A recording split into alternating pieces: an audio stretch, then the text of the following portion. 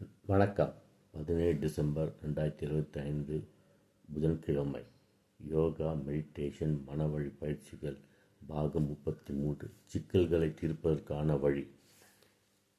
ஒவ்வொரு நாளும் ஒரு குறிப்பிட்ட நேரத்தை தேர்ந்தெடுங்கள். அது அமைதியான நேரமாக இருக்கட்டும். அந்த நேரத்தில் தனியிடம் சேருங்கள். எவரும் குறுக்கிடாத வண்ணம் அறையை பூட்டிக் கொண்டு தனிமையில் 30 நிமிட நேரம் அமருங்கள். தவயோக தீட்சையின் பயனால் பெற்ற நினைவில் ஒருமுனை பயிற்சியில் ஈடுபடுங்கள்.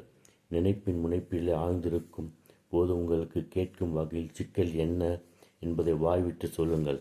இப்படி வடிவு பெறும்போது தான் சிக்கலின் தெளிவான தன்மை உங்களுக்கே விளங்கும். உங்களுடைய வழிபாடு கடவுளின் திருநாமத்தை திரும்ப திரும்ப ஓதுங்கள். அப்படி ஓதும்போது நடுவே தெய்வத்தின் நற்கருணை நாடி வழிகாட்டி அருளுமாறு வேண்டுகொள்ளுங்கள்.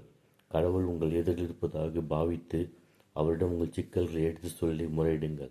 இந்த முறையீட்டு முயற்சியால் உங்கள் சிந்தனையிலே ஒரு தெளிவும் உங்களிடம் வேகமும் பிறப்பதாக காண்பீர்கள்.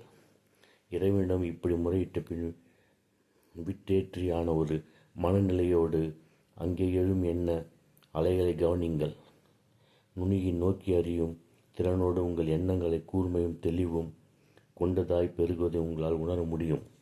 இப்படி 30 நிமிடங்கள் ஆன பிறகு மனதில் தோன்றிய ஆக்கப்பூர்வமான கருத்துக்களை ஒரு தாளிலே எழுதி கொள்ளுங்கள்.